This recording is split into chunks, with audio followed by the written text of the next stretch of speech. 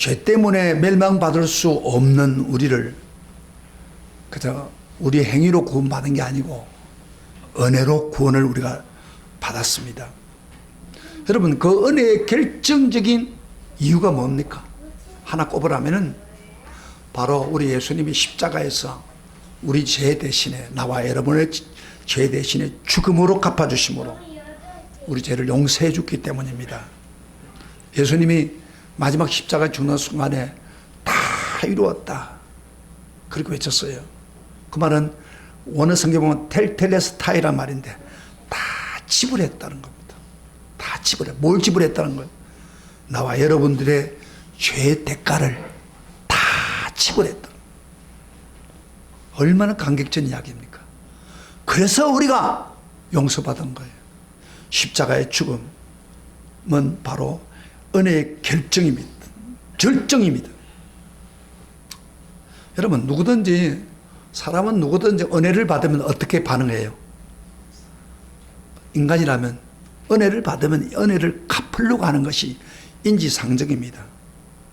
여러분, 예수님의 그 놀라운 은혜를 어떻게 갚아야 됩니까? 갚아야 되지 않습니까? 나름대로. 물론 말로 갚을 수도 있어요. 감사로. 그러나 이거 부족합니다. 구체적으로 예수님의 은혜를 어떻게 갚아야 됩니까? 나를 위해서 대신 죽으시고 부활하신 그분을 어떻게 갚아야 됩니까? 우리 예수님은 십자가에 죽으실 뿐 아니라 부활하시고 하늘로 승천하시면서 우리에게 한 가지를 남기고 갔습니다. 그게 뭔지 압니까? 바로 몸된 교회를 남겼습니다. 이 세상에 교회, 예수님은 교회를 나의 몸이라고 그러잖아요. 그래서 이 교회를 남겼습니다. 왜 남겼을까요? 바로 구원받고 은혜 받은 우리가 그 은혜에 감격해서 그 은혜를 갚으라고 교회를 우리에게 주신 것입니다. 그래서 오늘 이런 측면에서 제가 말씀을 드리겠습니다. 저번 주에 설교했던 거 기억하십니까? 여러분, 설교는 항상 기억을 하세요. 대책입니다. 그러므로의 삶, 그러므로의 삶, 그러므로의 삶을 살면 어떻게 된다고요? 하나님이 풍성한 삶을 주고 하나님께 동행하면서 행통한 축복을 준다고 했습니다. 그러므로 삶이 뭐라고 했죠? 여러분, 그러므로는 바로 1장부터 11장까지 구원에 대한 진리를 말씀하시고 난 뒤에 그러므로 너희들은 그러므로에 이렇게 살아라. 그 다음 끝을 이야기하는 것입니다. 저번 주 1절 2절에서 한마디로 뭐예요? 하나님 그러므로 삶은 바로 한마디로 하나님이 기뻐하시고 거룩한 산제사를 드리라는 겁니다. 그래서 예배 주일 넘어가서 예배만 드리고 끝나는 게 아니라 예배를 마치고 일주일 동안 모든 삶을 산제사를 드리는 거예요. 산제사를 드리기 위해서는 어떻게 한다고요? 하나님의 기뻐하시고 온전한 뜻을 분별해 가지고 거룩한 산제사로 최선을 다해서 최상의 조건으로 하나님께 예배 드리라는 겁니다. 그래서 어떤 조그만 일도 하나님 앞에서 예배 드리는 마음으로 드리라 그렇게 말씀했습니다. 여러분, 그렇게 살았었습니까? 한동안에 벌써 고개부터 건드는 사람 어떻게 해요? 그러면 그렇게 살려고 노력하셨습니까? 노력하셨어요? 산제사로? 산제사 설교도 듣지도 않는데 어떻게 산제사로 살려고. 주일 빠지면 안 돼요. 산제사로 사는 거. 쉽지 않은 이야기입니다. 오늘 한국 교인들이 산제사를 안 드립니다. 대부분이. 그 설교 듣고 그저 그만 먹고 자기 멋대로 삽니다. 그래서 한국 교회가 지금 문제가 생긴 거예요. 성경대로 만약에 산제사로 제물을 바치는 것처럼 하나님 앞에서 산다면, 최선을 다해서 산다면 이 세상이 뒤집어집니다. 우리 한국이 더 밝아집니다. 지금 나는 텔레비 보면서 불만이 하나가 있어요. 그게 뭐냐면은 KT라 해가지고 KT프라 해가지고 그 사람들이 춤을 추고 막 애들이 막 하는데 거기 그만 예수를 전하는 젊은이가 된다면 얼마나 좋겠어요. 막 춤을 추면 섹시하게 막 춤을 추는 것으로서 우리 한국의 하나의 수출품입니다. K-팝, K-팝. 시골에도 뭐 방탄 뭔가 해가지고 난리가 났더라고. 그 사실은 좀 그렇게 뭐 바람직한 게 아니에요. 예수를 전달하는 그런 교회가 한국이 된다 얼마나 좋겠어요. 이게 기독교인이에요. 기독교인인데 기독교인이 역할을 못하는 거예요. 누가 역할을 못했냐? 저를 보세요. 나부터 역할을 못한 거예요. 나부터 말씀을 제대로 안 듣고 내 멋대로 살았던 거예요. 순종 안 하고 분리시켜버렸어. 이거 바꿔야 됩니다. 이건 바꾸면서 노력하면서 체질화돼야 돼요. 체질화돼. 이게 한국 크리스찬과 서양 사람들의 크리스찬의 차이가 뭔지 알아요? 딱 뚜렷하게 삶이 다른 겁니다. 우리 한국 사람들 열심히 믿어도 철학이 나오고 막 해도 삶은 엉망이에요. 그런데 서양 사람들은 그래도 삶이 달라져요. 삶이. 기독교인들 진정한 기독교 삶을 보여주고 이런 거예요. 왜 똑같이 예수 믿으면서 우리 삶은 엉망이 돼버립니까? 바로 그러므로의 삶, 산제사로 드리지 않았기 때문이에요. 드리는 노력이 부족했다. 자, 지금이라도 여러분요, 성경이 제 이야기 아닙니다. 성경에서 그렇게 살라고 합니다. 그렇게 살기를 축복합니다. 아멘. 결심합시다. 이번 설교는 제가 우리 몸으로 뛰는 삶 전부가 하나님의 기뻐하는 산제사로 되도록 하려면 어디서부터 시작해야 되느냐, 그런 부분을 좀 말씀을 합니다. 바울은 산제사로 어디서부터 시작되냐면 교회에서부터 시작되라는 겁니다. 교회에서부터. 그래서 3절부터 13절까지 다음 주까지 제가 설교하겠습니다만은 13절까지는 바로 이런 내용들입니다. 교회 안에서 먼저 산제물로 드리라, 그런 이야기예요. 그 다음에 14절 이하부터는 사회생활 전반에 산제사를 드리라고 말합니다. 근데 순서상 볼 때는 교회 안에서부터 먼저 시작하라는 겁니다. 산제사를. 섬김의 삶을 살아가는 겁니다. 이거 당연한 일이죠. 교회 안에서 하나님을 위하여, 이웃을 위하여 거룩한 삶을 살지 못한 사람이 어떻게 세상에 나가서 바로 살 수 있습니까? 믿는 사람에게 제대로 하지 못하는 봉사를 세상에 나가서 잘할 수 있다고 보기 어렵습니다. 하나님이 기뻐하는 삶을 살기 위해서는 먼저 교회에서, 교회 안에서부터 제대로 섬기는 것을 배우라고 이야기해요.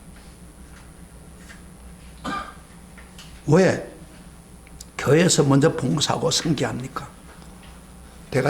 대략 두 가지를 정리할 수 있는데, 첫째는 교회는 예수의 몸이라는 겁니다. 그리고 우리는 그 지체가 되기 때문입니다. 왜 교회에서 먼저 봉사라고요? 섬기라고 해요? 교회는 주님의 몸이요. 그 다음에 우리는 지체라는 겁니다. 5절을 잠깐 읽어봅시다. 같이. 오늘 본문에 바울이 말씀하고 있습니다. 5절 다 같이 소리를 내서 읽어봅시다. 5절 시작. 이와 같이 우리 많은 사람이 그리스도 안에서 한 몸이 되어 서로 지체가 되었느니라. 우리 많은 사람이 그리스도 안에서 한 몸이 됐다 그랬는데, 그리스도 안에서 한 몸이 됐다, 이 말 무슨 말이에요? 그리스도에서 한 몸이 바로 뭐예요? 바로 교회라는 겁니다.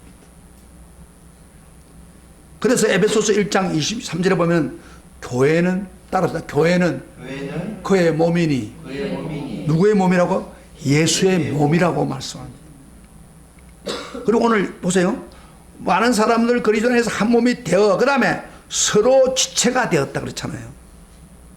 지체. 여러분, 서로 지체되었다는 말을 말해서 우리 성도가 몸의 지체라는 겁니다. 그러면 자연히 주의 몸된 교회는 다름 아닌 우리 지체의 몸이 되는 겁니다. 지체의 몸이. 지체는 몸과 떨어질 수 없어요. 지체의 몸이 되는 겁니다. 그게 우리 몸이라고 해도 과언이 아닙니다.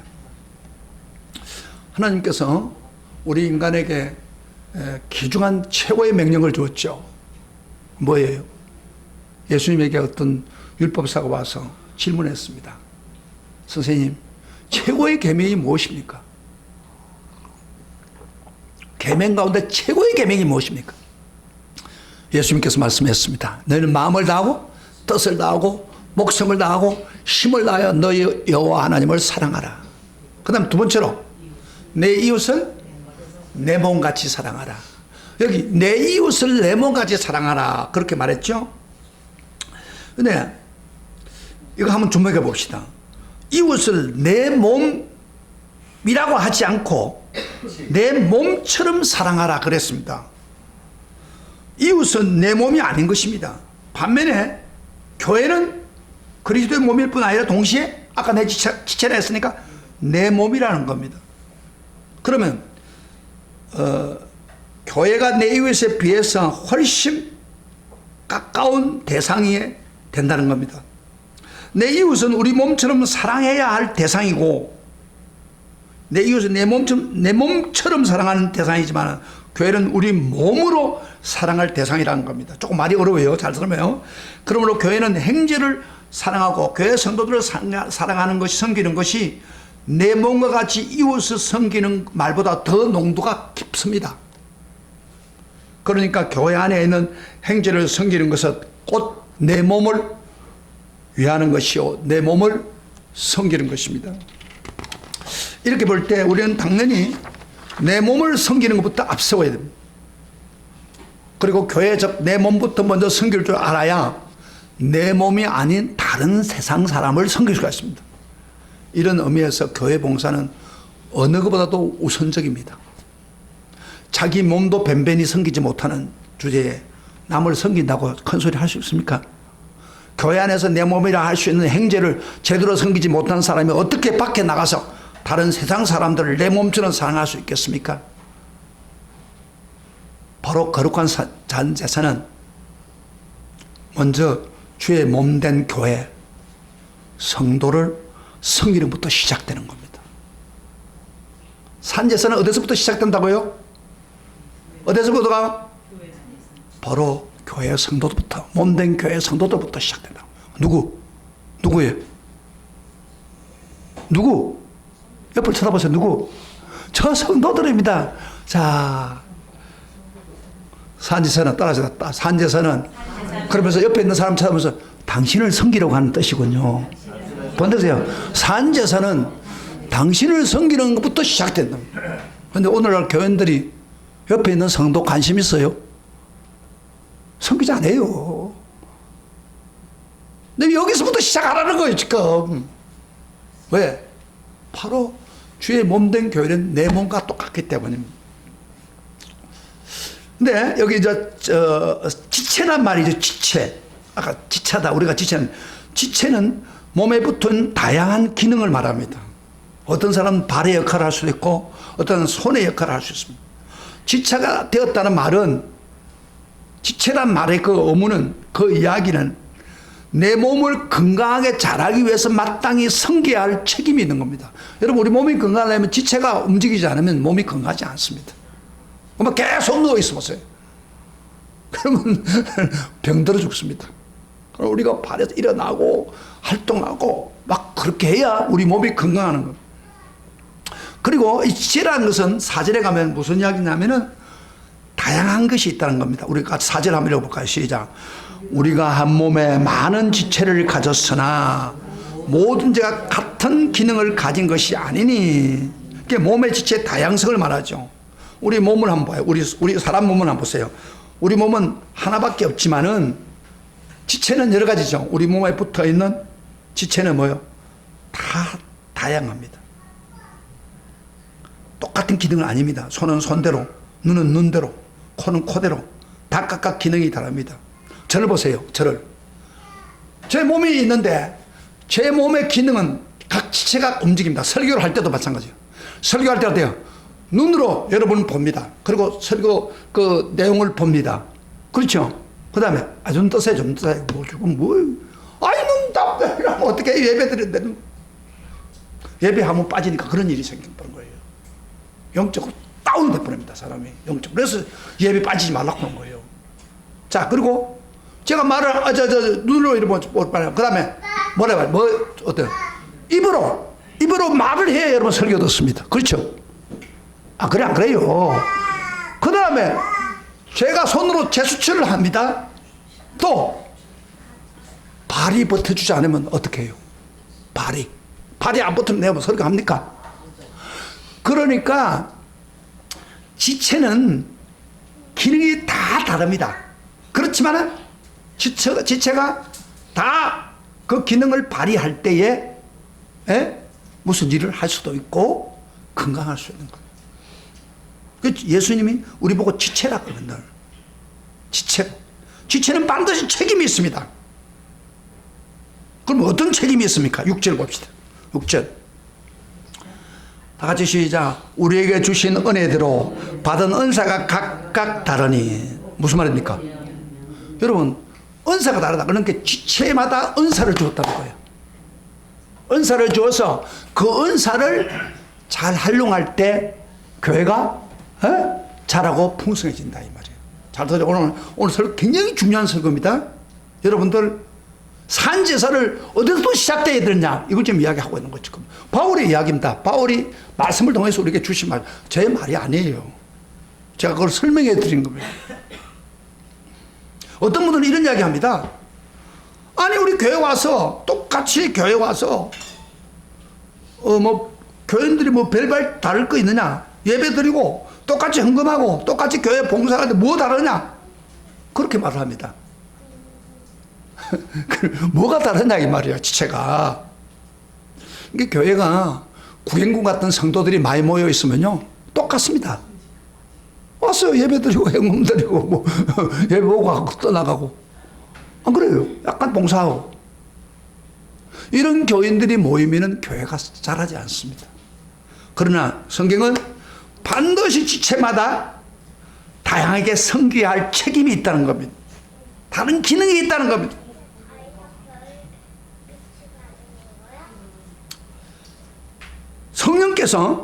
성령께서 사람에게 그 사람의 능력이나 그 따라서 특별한 일이 주었다는 겁니다. 특별한 기능과 역할을 주었다는 거예요. 이게 은사라는 거예요. 그래도 보면 교회를 잘 섬기라고 성령께서 각 지체에게 그 사람의 은혜에 따라서 믿음에 따라서 합당한 은사를 주셨다는 겁니다. 이게 은사예요. 은사가 뭐예요? 좀 복잡하면 잘 안 듣게 됩니다. 은사가 뭐예요? 성령께 주신 건데 그 지체마다 독특한 은사를 줬다. 그 목사에게 그 은사 주신 게 뭐예요? 목사에게 가르치고 설교하는 은사예요. 그렇죠? 또 여러분 다 그런 거 안 줬잖아요. 그렇죠? 다르죠? 그러면서 여기 7가지 은사 예를 듭니다. 그런데 7가지 은사가 사실 은사가 다 아닙니다. 여러분 7가지 은사 외에 여러분 그 고린도 전서 12장에는 9가지 은사가 있고 또 베드로 전서에도 은사가 있고 이래요. 그 은사. 그러면 7가지 여기 기록된 은사는 한마디로 말하면서 거룩한 산제사로 드릴 때에 성도들이 봉사하는 동기로 은사를 이야기한 겁니다. 잘 보세요. 이 은사가 달라요. 설교 잘 들어. 설교 잘 들어야 설교 말씀대로 살지. 설교 안 듣고 그만 벌써 여러분 잘 봐요. 설교를 하는 순간에 졸고 앉았을 때는 그 졸고 있기 전 한 3분은 설교 안 듣습니다. 그래 안 그래요? 그렇죠. 그만 졸지 않잖아요. 맞죠? 그 애매하게 듣다가 어떤 순간에 딱 졸았는데 그 종은 1, 2분, 3분 동안은 설교 전혀 안 들은 겁니다. 그러니까 설교가 이어가지 않는 거예요. 설교. 재미가 없는 거예요. 설교가. 그러니까 설교를 정신을 바짝 차리고 들어봐요. 제 설교는 논리적입니다. 그러면서 성경을 제가 하나하나 파악해 주는 거예요. 가르치는 거예요. 지금 바울이 이야기하는 말을 핵심을 이야기해 주는 거예요. 하나님 말씀을 바로 전하는 거예요. 그걸 들으면 큰 은혜가 됩니다. 7가지 은사가 나오는데 지금 이 은사는 무슨 은사냐면은 바로 섬기는, 그러니까 산제사로 교회에서부터 주의 몸되게 섬기는 그런 은사 부분을 이야기하는 거예요. 네. 자, 그러면 7 은사 한번 봅시다. 우리 한번 6절부터 8절까지 한번 여러분 직접 눈으로 보세요. 자, 가지 시작. 6절 보시죠. 우리에게 주신 은혜대로 받은 은사가 각각 다르니, 그 다음에 곧 예언이면 믿음의 분수대로, 혹 섬기는 일이면 섬기는 일로, 혹 가르치는 자면 가르치는 일로, 혹 위로하는 자면 위로하는 일로, 구제하는 자는 성실함으로, 다스리는 자는 부지런함으로, 긍휼을 베푸는 자는 즐거움으로 할 것이니라. 여기 7가지 은사가 어떤 거예요? 예언의 은사, 그 다음에 섬기는 것, 그 다음에 가르치는 은사, 그 다음에 위로하는 것, 구제하는 것, 다스리는 것, 긍휼히 베푸는 것, 다 이것이 대부분 뭐 중심이에요? 섬기기 위한 은사입니다. 봉사의 은사입니다. 그래서 여기만 봉사의 은사만 집중해 놓은 거예요. 왜? 산제서로 드리려면 이런 은사가 필요한 거예요. 그래서 7가지 은사가 여러분에게 충만하기를 축복합니다. 네. 자, 그러면 잠깐 설명해 봅시다. 섬기는 은사가 뭐예요? 예언의 은사 조금 이따 설명하겠습니다. 섬기는 은사가 뭐예요? 봉사하는 일에 다 사람들이 봉사하죠. 그러나 봉사하는 일은 특별한 은사를 받은 사람이 있어요. 그 봉사를 기쁘게 즐겁게 생각하고 그렇게 열심히 하는 분이 있어요. 그게 봉사의 은사 받은 사람입니다. 자, 여러분 중에 봉사의 은사 받은 사람 있을 거예요. 자기가 얻은 은사 있는 거 한번 확인해 보세요. 다 은사가 있습니다. 은사 없는 게 아닙니다. 여러분 모르기 때문에요. 그 다음에 가르치는 은사 있어요. 어떤 사람들은 주일학교 교사나 그룹 리더를 하는데 잘 가르칩니다. 다른 사람보다도 더 잘 가르치는 데 뛰어납니다. 그런 은사가 있어요. 그 다음에 구제사역을 하는 은사가 있죠. 여러분, 구제사역은 돈이 많다고 구제사역 하는 거 아닙니다. 돈이 없어도 막 남한테 도와주고 싶고 사랑을 베풀고 싶고 하는 사람 있잖아요. 구제사역. 구제사역 하는 사람 있습니다. 여러분 몰라서 그런 거죠. 좀 하게 되고. 그 다음에 남한테 주는 게 좋아요. 그 다음에 위로하는 은사.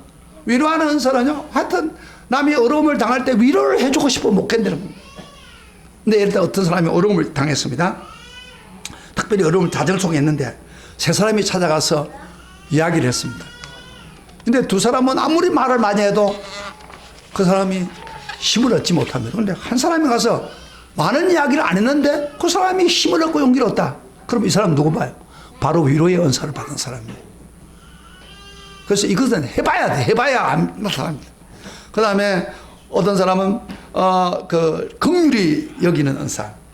긍휼히 여기는 은사는 남을 참 불쌍히 보기는 자기 가지고 있는 것을 남한테 막 주고 싶어서 못 견디는 거예요. 네, 그런 은사. 어떤 사람은 자기 옷까지 벗어놓고 벗어주고 그런 사람도 있어요. 이 긍휼히 받은 은사예요. 가난한 사람, 어려운 사람 안 도와주면 못 견디는 거야. 이렇게 그런 은사. 아마 여러분도 있을 거예요. 개발을 안 한 것 뿐이에요. 그리고 이렇게, 인도하는 은사. 아까 가르치는 은사. 지도하는 은사. 지도하는 은사는, 교회를 잘 지도한다든지 하는 역할을 하는데, 예를 들어서 목사나 장로 같은 사람들. 잘 지도하는 사람도 있고 못하는 사람도 있죠. 이런 은사들입니다. 제가 7가지 은사 중에서 특별히 예언의 은사에 대해서 뺐는데, 예언의 은사가 너무 중요할 뿐 아니라 이 예언의 은사를 잘 하려 못해가지고 한국 교회가 굉장히 어려움을 당합니다. 그래서 이걸 따로 빼놓고 좀 설명하겠습니다. 원래 예언의 은사는 어떤 겁니까? 주로 구약시대에 선자들을 통해서 하나님이 자기 뜻을 성도들에게 알려주기 위해서는 예언이라는 것을 통해서 알려주었습니다. 그래서 예언을 하는 것은 바로 뭐요?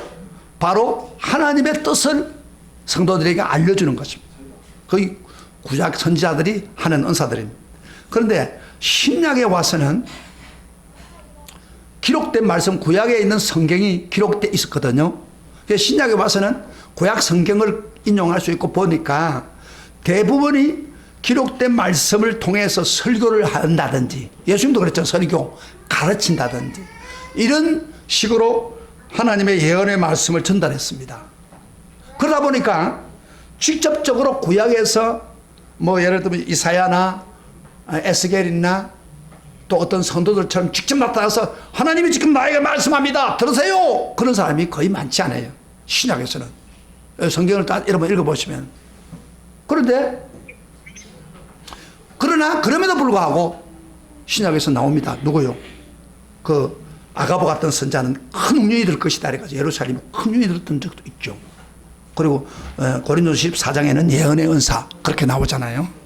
그러니까 사실 예언은 하나님 말씀을 드러내주기 때문에 결국 일반적으로 오늘 예언의 역할을 한다 바로 목사입니다. 목사가 하나님 말씀을 풀어주니까 예언의 은사를 담당합니다. 그런데 그럼에도 불구하고 은사로 주는 예언이 있습니다. 성령의 은사로. 그것도 저는 인정하고 있습니다. 이 예언의 은사는 꼭 필요합니다. 그래서 고린도서 14장에 보면 너희가 예언을 사모하라. 그래서 예언을 따라합시다. 예언을 사모하라. 그러면서 예언이 왜 필요하냐? 14장 3절에 고린도서 13장 3절에 이렇게 말했습니다. 그러나 예언하는 자는 사람에게 말하며 덕을 세우며 건면하며 위로하는 것이요. 그랬습니다. 예언의 은사가 있는 사람은 사람들에게 덕을 세워주고 건면하고 위로해주고 이런 일을 주로 합니다. 그러면 이런 은사를 받는 사람이 교회에 있으면서 남에게 덕을 세우고 건면하고 위로를 하다 보면 어떻게 되면 교인들이 힘을 얻어가지고 영적으로 세입을 이루어주고 교회가 건강한 공동체가 되기 쉽습니다. 그런데 이 예언의 은사를 잘 활용하면 너무너무 좋은 거예요. 그런데 한국 교회는 예언의 은사가 나타나니까 이 예언을 처음에는 성령님께서 역사해가지고 예언을 했어요. 그런데 예언을 하다 보니까 새로운 것을 이야기하고 하다 보니까 사람들 앞에 사람들 점쟁이가 돼버려. 점쟁이가. 그래가지고 무슨 기도 모임이 있어가지고 뭐 한다고 해가지고 안수해준다고 해가지고 점쟁이가 되면 점쟁이. 그래서 기독교인들이 그 점쟁이 중에서 막 잘못된 거 많잖아요. 우리 교회 옛날에 이하자 권사님이 정말 예언의 은사 임하셨어. 그런데 얼마 지나고 나니까 사람이 이상해져 버린 거예요. 사탄이 역사라는 거예요. 그래서 예언의 은사가 필요한데 이 예언의 은사를 아까 덕을 세우고 위로하고 건면하는 데 쓰지 않고 예수 점쟁이가 돼버린다 이 말이야. 그래서 많은 교인들도요, 저기 용하다는 권사가 있다 하더라. 용하다는 일 가지고 무슨 급한 일이 있으면 다 그거 하는 거예요. 그러다 보니까 예언의 은사에 대해서 교회 전체가 부정적이 돼버린 거예요. 급하다면 뭐 하느냐. 그런데 저 같은 경우에는 집회를 제가 인도하고 기도를 하고 막 기도에 모으면 성령이 충만할 때는 제가 체험적으로 느끼잖아요. 느낄 때는 순간적으로 성도들을 위해서 기도해 줄 때 예언이 나와요. 건면이 나오고 위로가 나오고 때로는 죄를 회개하지 못해 죄를 책망도 하고 그게 은사를 저에게 주었어요. 그러나 제가 성령이 충만할 때는 그렇게 기도해 주면 그게 맞아요. 그럼 그 사람들 성도가 그렇게 하면 막 은혜를 받아요. 그런데 제가 성령이 충만하지 않을 때는 그런 게 안 나와요. 왜? 이 은사는 성령이 주시는 은사입니다. 성령이 충만해요. 그래야 되는데 오늘 예수 선생이 같은 사람들은 어떠냐면 자기 항상 성령이 역사한다고 해가지고 이상한 짓을 하고 앉아있는 거야. 이게 가면 안 돼요. 아시겠어요? 예? 예언의 은사가 필요는 한데 개발을 해야 돼요. 미국의 베델교회 같은 경우에는 예언의 은사가 임해가지고 이런 사람들은 길거리 지나가다가 아픈 사람이나 어려운 사람 있으면 같이 기도하다가 예언이 나오잖아요. 그럼 그 사람이 문제를 지적해주고 해결하고 막 그렇게 한답니다. 그러면 막 뒤집어지고 병도 고치고 막 그런 걸. 근데 그런 역사를 좋게 사용하면 되는데 요새 예수 점쟁이처럼 우리 한국에서는 많이 사용했어요. 그래서 부정적입니다. 그러나 성경은 절대 부정적인 게 아닙니다. 예언 은사가 꼭 있습니다. 그러나 더 바람직한 예언은 뭐냐? 목사를 통해서 성경 말씀을 깨닫게 하는가. 그게 더 된다는 걸 여러분 알아야 됩니다. 어쨌든 여러분 중요한 것은 오늘날에 하나님께서 예언의 은사나 7가지 은사를 준 것은 뭐 한다고요? 교회 안에서부터 시작해서 교회의 거룩한 산제사의 역할을 감당하게 해서 교인들에게 유익을 주고 교인들로 하여금 성장하게 만들고 교회를 건전하게 만들어서 그래서 하나님께 영광을 돌리라고 하는 거예요. 그래서 다 은사가 있습니다. 여러분 다 은사가 있습니다. 그 은사를 모르는 것뿐이에요. 따라합시다. 나도 은사가 있다. 하나님 주셨다. 내가 모르는 것뿐이다. 개발하면은 교회에 큰 유익이 된다. 그러면 예를 들어서 그 봉사 은사를 받은 사람은 잘 써요. 봉사 은사 받은 사람은 받았는데 가만히 있으면 봉사가 은사가 나타납니까? 안 나타납니다. 자꾸 봉사하다 보면 봉사하면 기쁘고 좋고 그런 거예요. 예, 그런 게 그렇죠. 그다음에 가르치는 사람은 가르치는 은사가 있는 사람은 몰랐는데 가르쳐 보니까 너무너무 사람들이 변화되고 바꾸진다 이 말이야. 예, 그렇죠. 그 사람마다 다 은사가 있습니다. 그래서 7 은사를 가지고 충실하게 선을 충성하게 하면은 놀라운 일이 벌어지는 거예요. 할렐루야, 할렐루야. 이게 바로 은사입니다. 그 다음에 왜 거룩한 산제사로 교회에서 먼저 봉사로 섬기라 했는데 몸된 교회체로서 나타났기 때문이고, 두 번째로는 사회에 나가서 사랑으로 올바른 섬기자가 되기 위해서는 교회 안에서 먼저 섬기는 삶을 훈련받아서 숙달이 되어야 봉사를 제대로 할 수 있습니다. 여러분, 봉사한다고 해서 다 유익을 끼치는 거 아니거든요. 교회 안에서 이 참다운 봉사의 훈련을 받을 때에 교회에서 훈련을 이렇게 그 봉사하는 것을 섬기는 것을 해본 사람은 밖에 나가서도 잘하게 되는 거예요. 그래서 교회 안에서 먼저 시작해야 된다는 거예요. 그래서 3절에 원칙을 가르칩니다. 자, 봉사를 하는 사람들이 원칙을 가르치고 있습니다. 다 같이 시작. 3절 같이 읽어보시다. 시작. 내게 주신 은혜로 말미암아. 그 다음에 각 사람에게 말하노니 마땅히 생각을 그 이상의 생각을 품지 말고 오직 하나님께서 각 사람에게 나누어 주신 믿음의 분량대로 지혜롭게 해라. 여러분 보세요. 하나님 주신 은혜를 너희 사람에게 마땅히 그 이상의 생각을 하지 말라. 성령께서 사람마다 은사를 주는데 그 분수에 맞게 하라 그 말이에요. 하나님은 분수에 맞는 은사를 주었는데 그것을요 분수에 맞게 하지 않고 마땅히 이상한 생각할 이상을 품고 겸손하지 않게 될 때에 문제가 생긴다는 거예요. 여러분, 봉사하는 사람들이요 많은 경우에 이런 경우였어요. 그래서 성령께서는 사람에게 행편이나 신앙의 분량에 따라 은사를 주었습니다. 사실 똑같은 은사를 받는 건 없어요. 그러나 똑같은 은사를 받아도 양의 은사의 질이 다릅니다. 근데 보세요. 내가 할 수 있는 게 있고 내가 할 수 없는 게 있어요. 근데 잘못하면요 막 봉사를 많이 하는 사람 내가 전부 다 한다고 생각해요. 나보다 더 잘할 수도 있는데 그것을 인정하지 않아요. 이게 문제예요. 그래서 교회에 제일 골치 아픈 사람은 얘들 잡아라고. 얘들 참사. 뒤로 가라, 들어가. 붙잡아. 그게 문제가 아니라 교인들이 벌써 눈이 다른 데로 가잖아, 지금. 좀 설교를 제대로 안 된단 말이에요. 그런 방향하면 돼.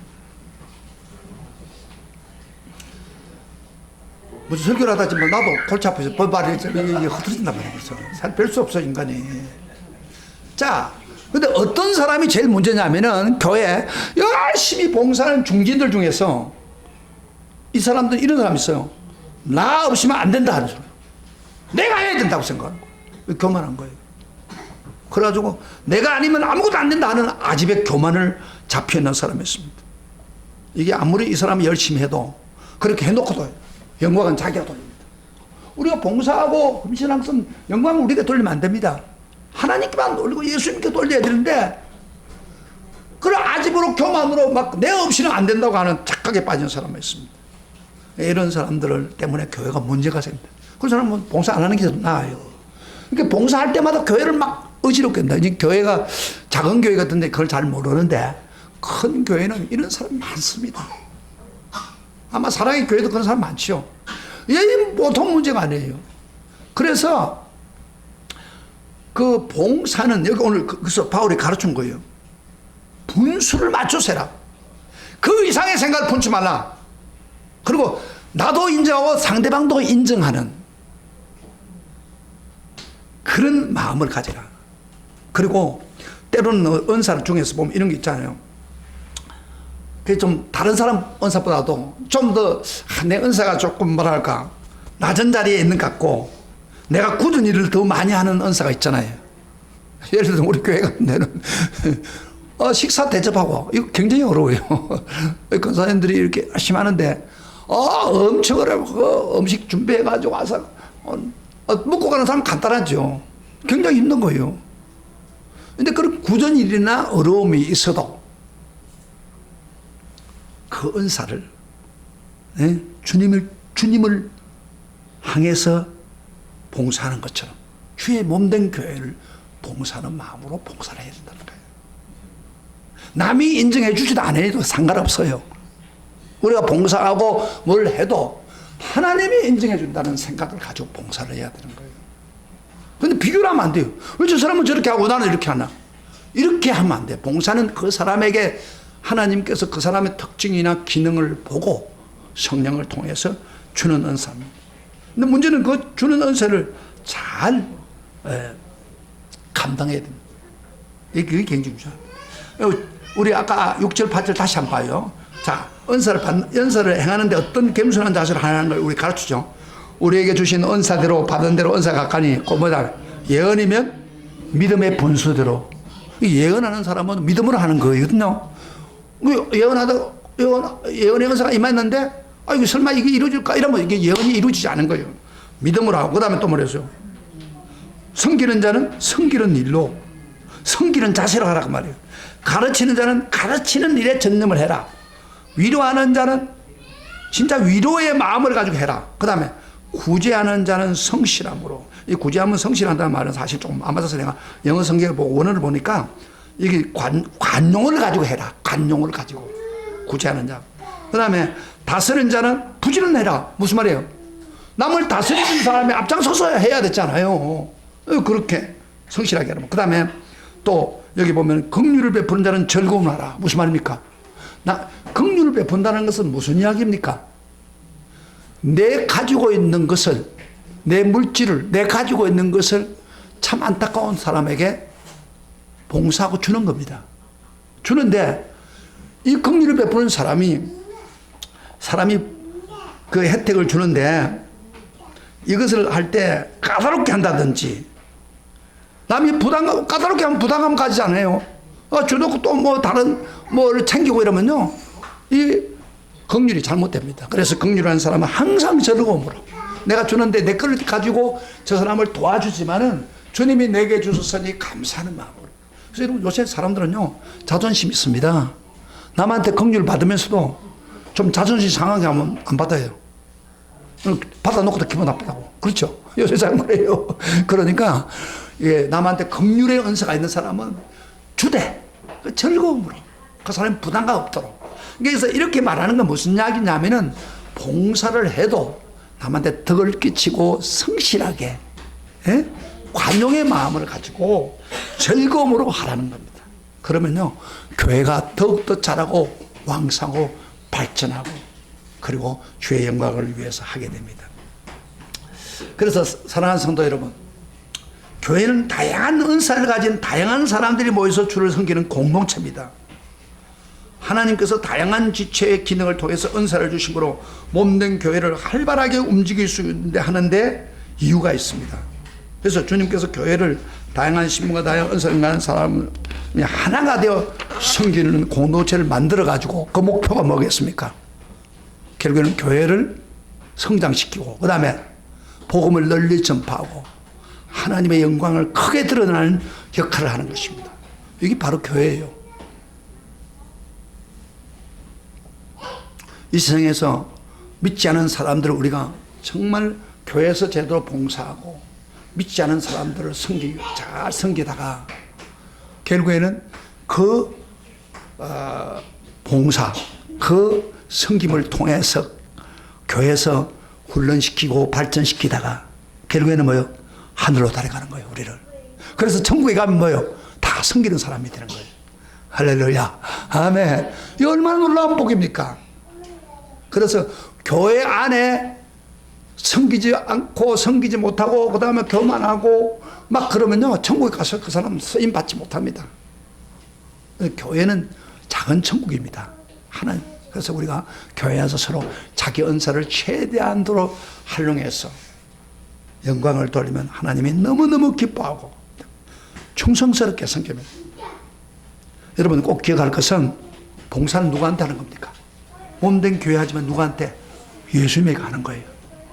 예수님의 은혜에 감격했어요. 그래서 주님께 충성합니다. 그래서 봉사를 하다가 항상 주님하고 연결됩니다. 그래서 이 봉사는요, 천국까지 바로 연결됩니다. 여러분이 예를 들어서 중원교회에서 이렇게 열심히 봉사하면 그 결과는 몇십 년 후가 되지 않으면 천국에서 상급을 받습니다. 할렐루야. 그래서 자기가 다니는 교회, 여러분 중원교회 온 게 뭐 우연이 아닙니다. 절대 다 하나님 뜻이 있어 왔다 이 말이에요. 그러면 직분을 행하다든지 다 뜻이 있어 왔어. 하나님 보내준 거야. 쉽게 말하면 이 교회에서 이렇게 봉사해라 그런 거예요. 근데 하나님 특별한 뜻도 없는데, 특별한 이유가 없는데 뭐 마음에 안 들어도 교회를 옮긴다, 뭘 핑계대고 교회를 옮긴다. 그건요, 주님이 주신 너 그 교회에서 봉사해서 섬겨서 하나님께 영광이 되라, 그런 길을 준 거예요. 근데 그걸 말기탈해가지고 갚으면요 어떤 일이 벌어지냐, 주님이 다음에 그런 기회를 안 줍니다. 좋아하지 않아요. 너 그 교회에서 봉사하고 헌신하라고 너 보냈는데 넌 그 거부하고 마음이 안 맞니 뭐래가지고 주님 봉사하는 거 하지 않으면 다음에 더 하나님 주신 축복을 더 주지 않습니다. 그러나 여러분이 교회가 크고 적은 걸 떠나서 내가 받은 은사가 어떻든 상관없이 열심히 충성스럽게 봉사하면, 누구한테 봉사한다고요? 하나님께 봉사하고 그 다음에 주님께 봉사하고 바로 천국에서 그 상급을 받는 거예요. 할렐루야, 할렐루야. 목사는 목사로서 일을 해야 됩니다. 저 같은 경우에요, 개척을 하다 보니까 제가 중원교회 처음에 개척해가지고 쭉 왔어요. 그러면 뭐 교회 여러 군데를 다녔는데, 다니는 게 아니라 교회가 이전하면서 다녔는데, 교회가 좀 힘들니까 어떤 때는요, 내가 한 40대 정도요, 목회 제일 아주 피키를 올리는 것 때문에, 주님, 나 우리 교회 힘들어서 못하겠습니다. 주님, 더 좋은 교회, 좀 더 교회는 많고 물질 풍부한 교회 가게 해주십시오. 그랬다고요. 나도 여기 있었어요. 근데 어느 날 기도하고 있는데 하나님, 이 교회가 내게 맡긴 거야. 이거 충실하게 해. 그래서 저 옮기지 못했습니다. 옮길 수 있는 기회가 있었는데 못 옮겼어요. 근데 한 40년 동안은 내가 꾸준히 중원교회 목사로 오는 거예요. 왜? 하나님 생각하고. 하나님이 기뻐하시니까. 그러니까 우리가 생각할 때는 교회가 크고 하니까 상관하죠. 절대 그게 아닙니다.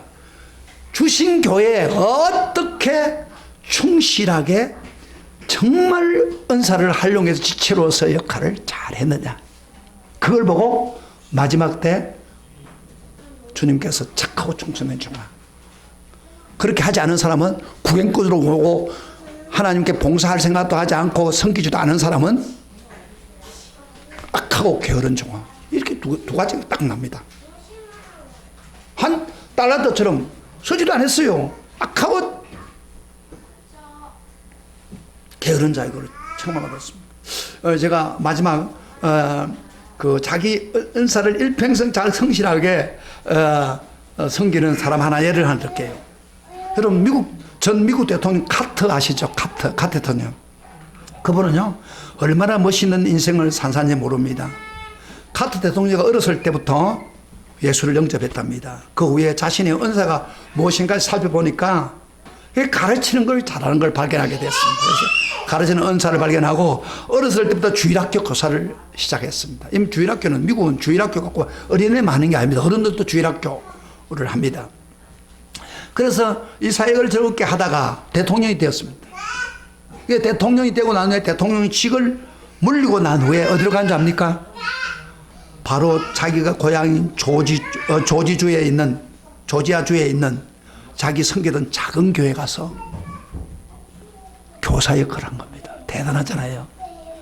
그리고 교사 일을 하니까 이게 소문이 나가지고 어느 날 신문에 났는데, 크게 봤는데 카터 대통령 때문에 그 교회가, 조그마한 교회가 붕이 됐다는 거예요.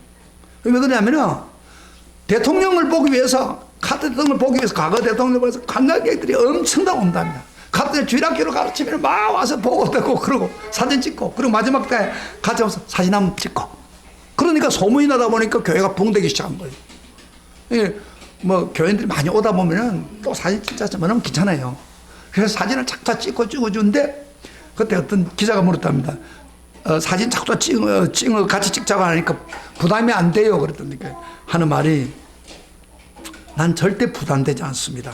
왜냐하면 나 때문에 교회가 부담되고 부흥되고 하나님 말씀을 전할 수 있고 나는 평생 계속 사진 찍히겠습니다. 이렇게 이야기했답니다. 이게 성김의 자세입니다. 그래서 그것 때문에 미국의 은퇴 대통령 중에서 가장 존경받는 대통령이 바로 카트입니다.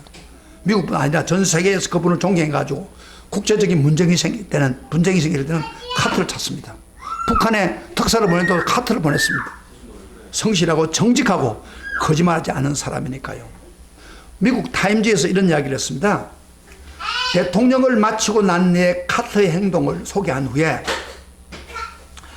백악관을 디딤돌로 사용했던 유일한 대통령. 따라합시다. 백악관을 디딤돌로 사용했던 유일한 대통령. 어마어마한 말입니다. 백악관이 목적이 아니고 그 사람 백악관이 목적이 아니고 백악관 대통령이 목적이 아니라 백악관을 디딤돌로 사용해가지고 하나님을 섬기고 사람을 섬기고 세상을 섬기고 여러분 세상 어떻게 씁니까? 집지해주는 일을 했죠. 섬기고 하나님의 뜻을 성취하는데 자기 일생을 드리고 복음에 영향을 끼친 사람이다. 대단하잖아요. 참 이런 사람 되기를 원하지 않습니까? 정말 은사를 최대로 활용해서 하나님께 영광을 돌리는 그런 은사. 여러분 사랑하시는 성도 여러분, 내게 주어진 시간이 얼마나 사신지 모르겠지만 어떻게 사시겠습니까? 먼 훗날에 내가 이 세상을 떠나갈 때 내 떠나간 내 삶의 자리를 지키면서 우리 후손들이 뭐라고 평하겠습니까? 하나님이 주신 은사를 가지고 최선을 다해 충성하다가 주님 영광 돌리다가 가셨다. 얼마나 멋있습니까? 카트처럼 이렇게 되기를 축복합니다. 여러분이 지나간 자리에 후손들이 정말 주를 위해서 헌신하다가 간 사람이다.